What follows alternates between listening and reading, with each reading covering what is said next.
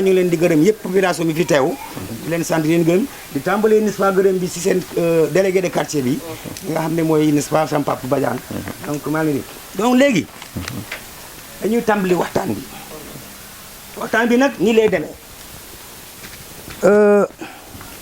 imam bi nga xam ne mooy l'imam de Jabir moom la ñu njëkk a jox wax bi comme ça mu ñaanal ñu mun a tàmbali waxtaan bi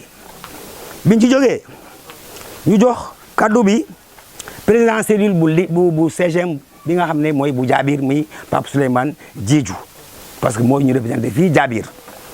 biñ fa jógee ñu jox parole bi la présidente des femmes de Jabir parce que keroog bi ñu ñëwee monté cellule bi on nous avait n'est-ce pas indiqué une femme qui nga xam ne moom moo s'est proposé elle-même pour être la présidente n'est-ce pas des femmes CGM de Jabir ok buñ ci jógee nag ñu jox parole bi madame la matrone de la case de santé en tant que technicien de santé n'est-ce pas parce que professeur nee na Annette Seck Ndiaye dafa ne samay garam su ma koy jox ci doon ça aux techniciens ñoo gën a xam n'est-ce pas lan nag ñoo war a jëfandikoo garab yi loolu moo gën a wóor c'est pourquoi matrone bi n'est-ce pas on a insisté à ce que mu fekkee ko comme ça bu ko defee n'est-ce pas ñu tegi fii si loxom bu ci loolu jógee matrone bi waxee ba pare coordonnateur régional bi mooy sama coordonnateur régional bi Abdou Badara Astral Seck moom tamit dina jël kaddu mu sànni ci tuuti ensuite délégué de quartier bi dina wax bu waxee nag ñu jox kaddu bi n'est-ce pas suñu kilifa gi muy docteur Annette Seck Ndiaye présidente du CGM présidente du Balafon mu tëj waxtaan bi. Jabir bu ñu toogee bu ñuy tase ñun cellule Jabir Casamance émergence de Mangage ngeen may naan waaw docteur kañ lay ñëw docteur kañ lay ñëw mi ngi nii moom laa leen andil tey jii quoi waaw kon dëgg yàlla moom laa leen andil ngeen gisal ko seen bët docteur tam maa ngi lay xamal ni sama cellule baa ngi nii maam li ñoo fi nekk ak population bi ñoo nekk nii di leen naan jërëjëf. Monsieur le chef de quartier de Jabir, monsieur l'ICP de Néma ou son représentant, mesdames, messieurs, chers invités, je voudrais, à ma qualité de Badiane Gox, souhaiter la bienvenue à madame Annette Seck Ndiaye au nom de toutes les femmes de Jabir. La population de Jabir a beaucoup souffert sur le plan sanitaire à cause de l'enclavement de notre quartier. Depuis des années, nous demandons à l'autorité sanitaire de pouvoir ériger la case en poste de santé. Nous avons eu cette année une réponse favorable à cette question, d'où cet appui en médicaments et en matériel est arrivé à l'heure. C'est pour cela que les femmes vous remercient et réitèrent leur disponibilité à vous accompagner. Nous vous tendons la main pour un partenariat fructueux. ñëpp ñi fi teew ak suñu gan yi yu baax yi man bu may wax damay wax ci mbirum jigéen ñi Jabir sonn nañu case bi ubbi depuis 2010 ba léegi amuñu équipement bu baax amuñu dara case baa ngi fii di soox boobu ba léegi waaw léegi jigéen bu matoo guddi gi nii da ngay sonn fii ba fële Néma sori na trop bu naree dem fii ba fële pour wasit boo moytul sa wasin si yoon bi moo tax case bi ñu mu accueillir fii mooy ñoo xamante ne dañoo sonn moo tax ñiy jël fii femmes yoo xamante ne dañuy ñëw à kii DC presque sax ñu jël leen fii pour kii bi accouchement bi waaw mënuñu dem fii ba poste bi te guddi gi doo am oto Jabir sonn nañu waaw moo tax lii yàgg nañ ko bëgg yàgg nañ ko xaar ba sonn yàlla teel la ko dogal daal. Pas entrer dans les détails. Mon quartier, c'est un quartier périphérique de Ziguinchor. Vous avez pu faire la distance, vous avez remarqué la distance entre Jabir et le centre-ville de Ziguinchor. Il nous manque de tout ici. Il n'y a pas d'infrastructure, il n'y a pas de route. Sur le plan sanitaire, on souffre beaucoup. Il n'y a pas de maternité, il n'y a rien ici.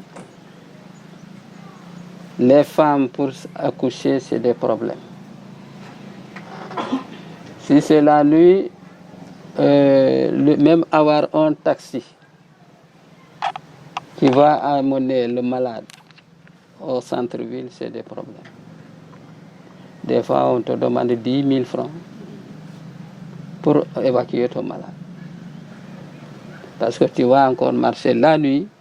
jusqu'au centre-ville là-bas pour chercher un taxi qui vient maintenant prendre ton malade. C'est un calvaire.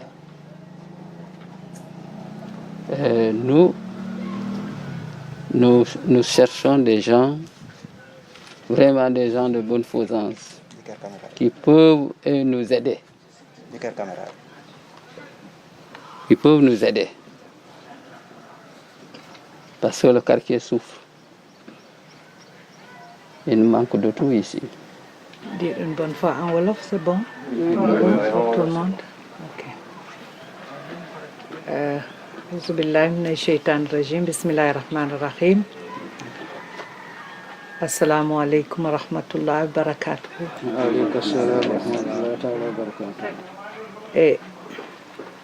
Mbooloo mi maa ngi leen di nuyu ku ci nekk ci sa tur ak sa sant di jiital ci nuyoo bi kilifa yi fi teew mooy kilifa diine yi ak ñi fi teewal administration bi imam maa ngi lay nuyu bu baax ak monsieur le délégué de quartier ak kilifa yi fi teew yépp di teg ci seen loxo sama nuyoo ngeen tegal ma ko ci loxo ñi dëkk Jaabir yépp maa ngi doog a ñëw nag Jaabir waaye ku fi ñëw ak gis coono bi ñu daj balaa ñuy ñëw di wër-wëraan xam ne enclavement bi ngeen wax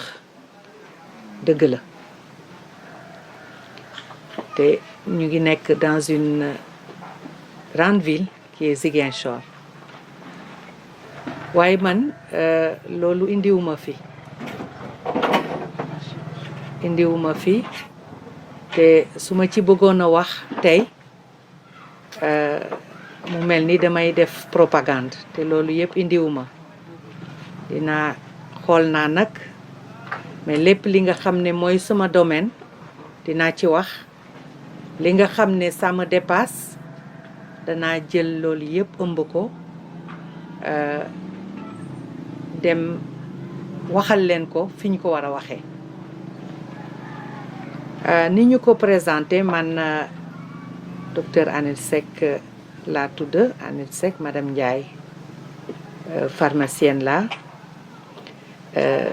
maa ngi exercer depuis plusieurs années li ma indi fii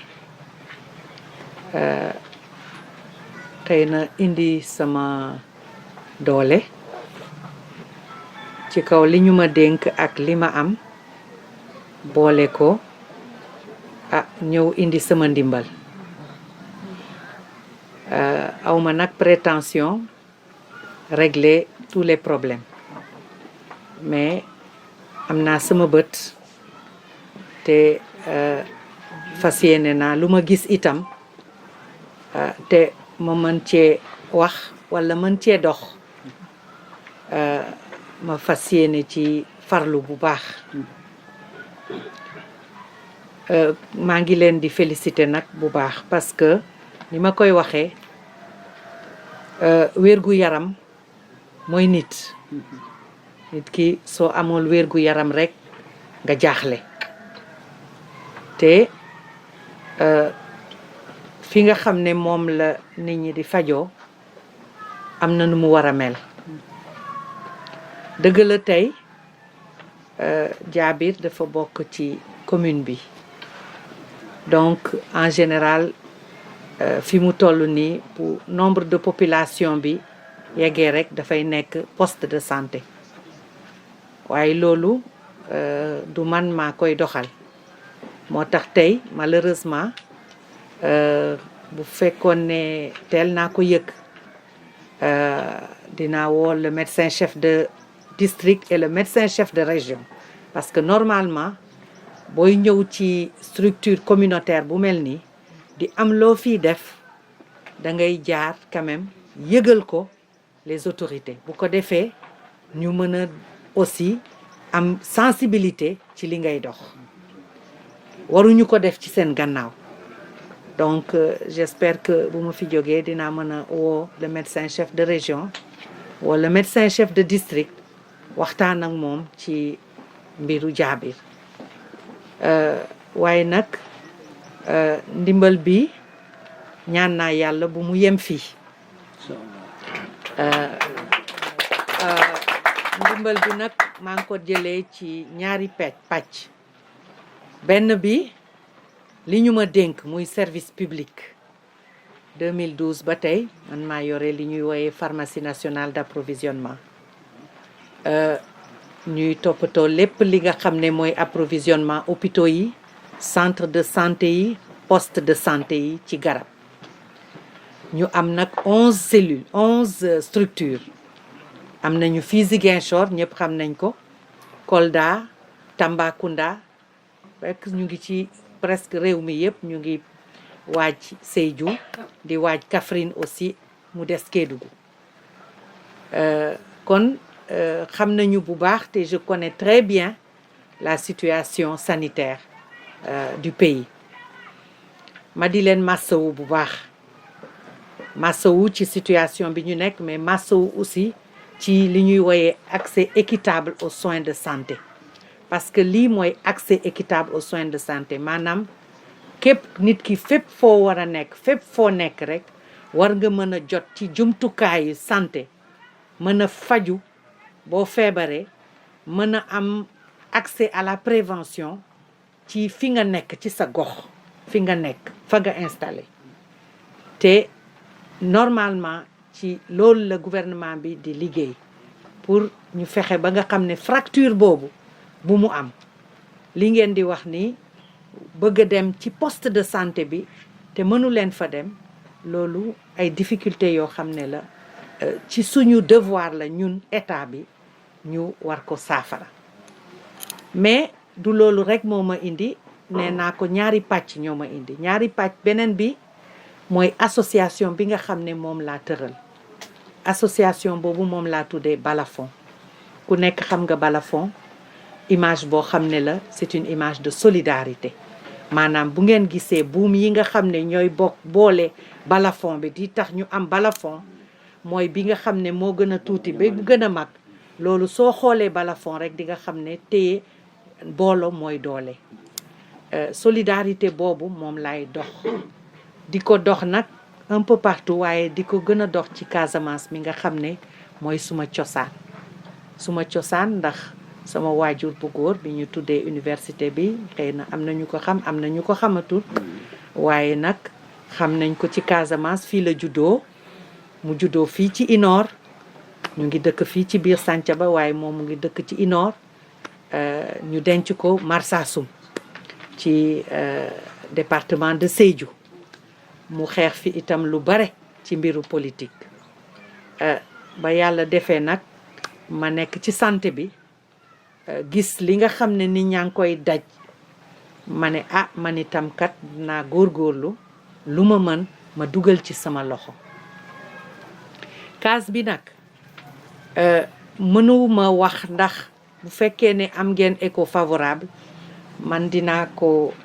laajte ba xam parce que dafa am ay critères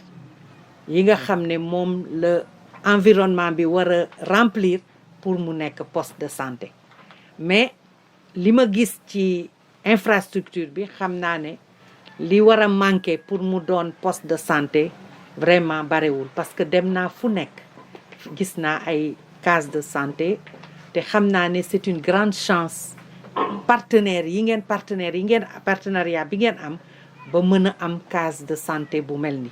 parce que su ngeen demoon ci yenn gox yi ba gis case de santé yi nga xam ne communauté bi moo ko defar avec leurs moyens ngeen xam ne c'est vraiment il y a beaucoup à faire donc aujourd'hui quand on est en milieu urbain comme nii parce que fii on est en milieu urbain je pense que effectivement war nañu am une infrastructure qui dépasse la case de santé. Normalement, il y a presque plus de cases de santé en milieu urbain comme ça. Donc lépp loo xam ne ci sama baat en tout cas bu ma delloo war naa ko mën a wax dégg naa li ngeen wax dinaa ko ci wax ndax bu fekkee ne yëf yi mën na yokk mu yokk da ngeen xam ne population yi tam am ngeen un rôle très important mais na ngeen xam ne aussi seen collectivité locale yi am nañu un rôle très important moo tax aussi war ngeen di mën a waxtaan aussi ak seen élus locaux yi parce que ñoom itam vous savez que les collectivités locales ont une compétence transférée et que tey nguur gi dafa am lu muy teg ci seen loxo muy lu ñuy woye des fonds de dotation yi nga xam ne loolu mooy tax poste yi mën a am ndimbal te poste yi aussi mën a jàppale case de santé yi malheureusement poste bi ngeen dépendre nekku fi tey su fi nekkoon xëy na mu gën ñoo leeral lan moo tax xëy na poste bi case bi mënagul nekk un poste de santé parce que y a des règles il y a une carte sanitaire maintenant te carte sanitaire boobu dina wax lan mooy poste lan mooy tax ñu am benn poste lan mooy tax ñu am benn case de santé donc comme loolu indiwuñu fii te dafa gàtt te maa ngi nii damay dellu Ndakaaru lii rek moo ma indi woon dama bëggoon vraiment teg ci seen loxo lii teg ko ci loxo matron bi mu sàmm ko bu baax su fekkee ne yàlla def na poste de santé bi ñu ériger ko case bi ñu ériger ko en poste de santé bu boobaa du matériel bi lañ ko war a jox du garab yi aussi ma indi lañ ko war a jox parce que moom xam na ne niveau de soin boo nekk am na liñ la war a jox bés bu ñu yàlla mayee ba mu nekk un poste de santé. Non, pour moi, il y aura un poste quand je verrai l'infirmier chef de poste. Parce que je fais 30 ans. Voilà, j'ai fait 30 ans dans la santé. Je suis là-dedans depuis longtemps. Si je trouve ici l'infirmier chef de poste et même la sage-femme à côté de la matrone, là, je pourrais dire que mais c'est une matrone qui m'a accueilli dans une case de santé, donc je dis que c'est une case de santé. Maintenant, si c'est érigé, le médecin-chef me le dira, mais en tout cas, on n'a pas affecté le personnel qu'il faut. Donc, tant que cette affectation n'est pas faite, il faut suivre le dossier jusqu'à ce que mu mat, n'est-ce pas? Mu nekk un poste de santé avec le matériel, les équipements et les produits qu'il faut pour un poste de santé. Hein? Ça, il n'y a rien pour le moment. Donc, ça ne peut pas fonctionner comme un poste de santé. Inch'Allah, yéen ki yàlla ànd. Donc, man foofu la yemale wax bi. Gërëm leen, sant leen ci accueil bi. Wax leen ne itam maa ngi ñaan yàlla dellu si fii justement pour l'ouverture du poste de santé avec tout le monde.